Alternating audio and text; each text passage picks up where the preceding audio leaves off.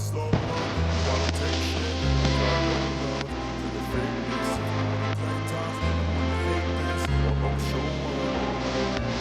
don't ever slow up, no I don't take shit. I got no love for the fakeness. If you wanna play tough ការថែទាំនិងរបបអាហារសម្រាប់អ្នកជំងឺរបេងតើអ្វីទៅគឺជាជំងឺរបេងជំងឺរបេងឬយើងអាចហៅជាភាសាអង់គ្លេសថា tuberculosis គឺជាជំងឺឆ្លងមួយដែលបណ្ដាលពីបាក់តេរីមួយប្រភេទឈ្មោះថា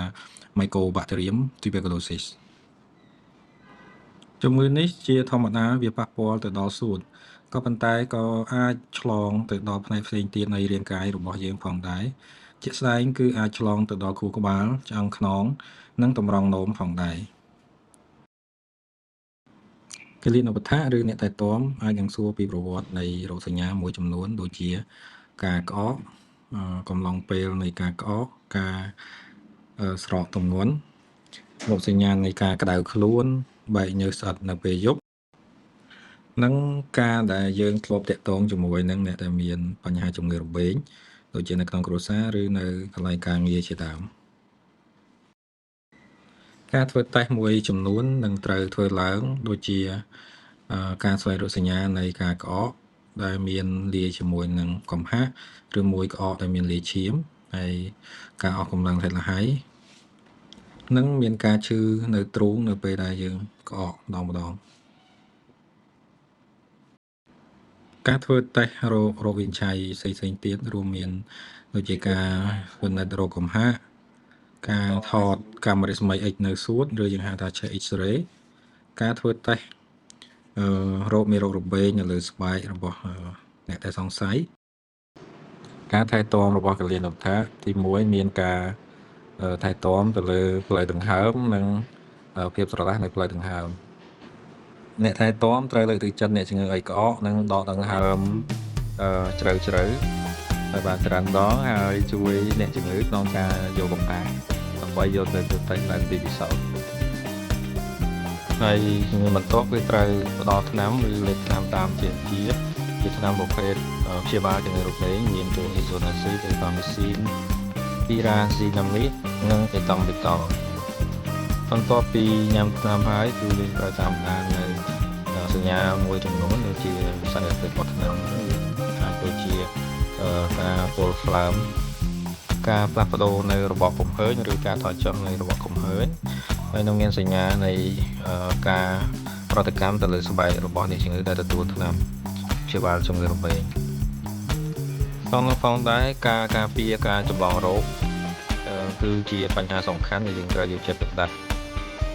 ការដាក់ឲ្យអ្នកជំងឺនៅសម្រាប់ព្យាបាលដាច់ដោយឡែកពីអ្នកផ្សេងទៀតដើម្បីការពារការឆ្លងតាមរយៈខ្យល់ហើយការការពារដែលងាយស្រួលក្នុងការអនុវត្តគឺបង្រៀនអ្នកជំងឺឲ្យពាក់ម៉ាស់ឬមួយបិទមាត់ច្រមុះនៅពេលដែលគាត់ក្អកឬកណ្ដាស់បាត់កន្សែងឬក្រណាត់ជាដើមក្នុងនឹងផងដែរអ្នកថែទាំនិងគ្រួសារក៏ត្រូវពាក់ម៉ាស់ការពារផងដែរនៅពេលដែលថែទាំឬផ្ដល់អាហារផ្ដល់ថ្នាំឬជួបជាមួយនឹងជំងឺជាទូទៅអ្នកជំងឺដែលទៅឃើញថាមានមេរោគរបេងគាត់តែងតែមានការភ័យបារម្ភនិងការខ្លាចនៅក្នុងការព្យាបាលដូច្នេះហើយយើងត្រូវលើកទឹកចិត្តអ្នកជំងឺក្នុងការចូលរួមក្នុងការព្យាបាលដោយឲ្យគាត់បង្ហាញឬគាត់សួរនៅសំណួរណាដែលគាត់មានការព្រួយបារម្ភដើម្បីកាត់បន្ថយការខ្លាចនិងមិនចូលរួមនៅក្នុងការព្យាបាលឲ្យបានជាប់លាប់ហើយវាជាសារៈសំខាន់ខ្លាំងណាស់នៅក្នុងការចូលរួមក្នុងការព្យាបាលក្នុងកំឡុងពេលរយៈពេល6ទៅ9ខែក្នុងការទទួលថ្នាំឲ្យបានត្រឹមត្រូវហើយកំឡុងពេលនៃការព្យាបាលដោយសារទទួលទានថ្នាំគឺត្រូវតែជៀសវាងនៅការពិសាសុរាឬមួយថ្នាំមួយចំនួនដែលប៉ះពាល់ទៅដល់ជាតិតុកស៊ីករបស់ថ្លើមអ្នកជំងឺដែលទទួលការព្យាបាលដោយថ្នាំរបេងត្រូវតែសម្រាកឲ្យបានគ្រប់គ្រាន់និងទទួលទានអាហារឲ្យបានត្រឹមត្រូវដូច្នេះការទទួលទានអាហារដែលជាឡាយផ្លែឈើគឺមានសារៈសំខាន់ណាស់សម្រាប់អ្នកដែលមានទុក្ខនៃរោគរបេង ការទទួលទានអាហារូបត្ថម្ភឲ្យបានត្រឹមត្រូវគឺដើម្បីជួយបង្កើនប្រព័ន្ធភាពស៊ាំរបស់បងប្អូនអ្នកជំងឺដែលមានទុក្ខនៅរោគពេមួយទៀតគឺដើម្បីរក្សាគីឡូរបស់អ្នកជំងឺឲ្យត្រូវតាមBMI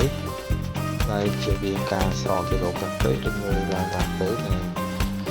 ធ្វើឲ្យអ្នកជំងឺបានធ្វើទុក្ខផ្សេងៗនៅពេលចូលញ៉ាំចំពោះរបបអាហារឬមួយអាហារូបត្ថម្ភដែលជាការណែនាំនោះគឺអាហារដែលមានសម្បូរប្រូតេអ៊ីនមានសារៈសំខាន់នៅក្នុងការជួសជុលជារិកានិងបង្កើនភាពរឹងមាំរបស់ប្រព័ន្ធការពាររាងកាយឲ្យកាន់តែរឹងមាំអាហារដែលសម្បូរទៅជាប្រូតេអ៊ីនយើងអាចរកបានដោយងាយដោយជាច្រើនមាននៅក្នុងសុទ្ធរបស់សត្វមាននៅក្នុងទឹកដោះគោស្រស់សាច់ត្រីសាច់គោជាដើមអាហារមួយប្រភេទទៀតគឺអាហារដែលសម្បូរកាបូហៃដ្រេតដែលជួយបង្កើនថាមពលរាងកាយរបស់យើងឡើងវិញដែលកាបូហៃដ្រេតហ្នឹងគឺយើងអាចរកបាននៅក្នុងពពួកអាហារដូចជានំប៉័ងបាយដែលយើងញ៉ាំរាល់ថ្ងៃហើយពពួកដំឡូងហើយនិងពពួកអាហារដែលយើងហៅថា Corral ហ្នឹងគឺជាអាហារដែលគេយកមកលាយជាមួយទឹកដោះគោដោយបង្កើតរូបភាពហ្នឹងសម្រាប់ញ៉ាំមួយទៀតគឺពពួកអាហារដែលមាន fat ដែលជួយនៅក្នុងការបង្កើនថាមពលនិងជួយនៅក្នុងការស្រូបនៅវីតាមីនហើយមានពពួកវីតាមីនមួយចំនួនទៀតដែលជួយនៅក្នុងជំរុញនៅប្រព័ន្ធភាពស៊ាំវារឹងមាំមានដូចជាវីតាមីន A វីតាមីន C វីតាមីន E និងវីតាមីន B complex វីតាមីនទាំងអស់នេះគឺមាននៅក្នុងផ្លែក្រូចផ្លែល្ហុងពពួកស្ពៃខៀវហើយនិងផ្លែការ៉ុតជាដើមអាហារបន្ទាប់គឺពពុះមីនរ៉លដែលយើងអាចរកបាននៅក្នុងបន្លែពណ៌ស្លឹកពណ៌បៃតងពពុះសាច់ក្រហមនិងផ្លើមរបស់សត្វលើសពីនេះទៀតយើងអាចញ៉ាំអាហារដែលជំនួយដល់ជាតិទឹកគឺមានដូចជាក្រូចឆ្មាទឹកផ្លែឈើកិននិងរបបឬស៊ុបរបស់យើងចូលដល់ចំណុចសំខាន់មួយទៀតគឺរបស់ដែលត្រូវជៀសវាងគឺពពួកស្រាឬយើងហៅថាកូលគឺត្រូវតែជៀសវាងដាច់ខាតព្រោះវាបង្កជាសារធាតុពុលដល់ស្លើទី2គឺពពួកអាហារដែលមានការបន្ថែមជាតិស្ករច្រើននិងសំខាន់បំផុតមួយទៀតគឺការបញ្ឈប់នៃការជក់បារីដាច់ខាតខ្ញុំនឹងលើកយកអាហារមួយចំនួនជាឧទាហរណ៍ដូចជាអាហារពេលព្រឹកគឺយើងអាចញ៉ាំទឹកដោះគោសុទ្ធតែយើងដាក់ស្ងោរហើយនឹងបបរ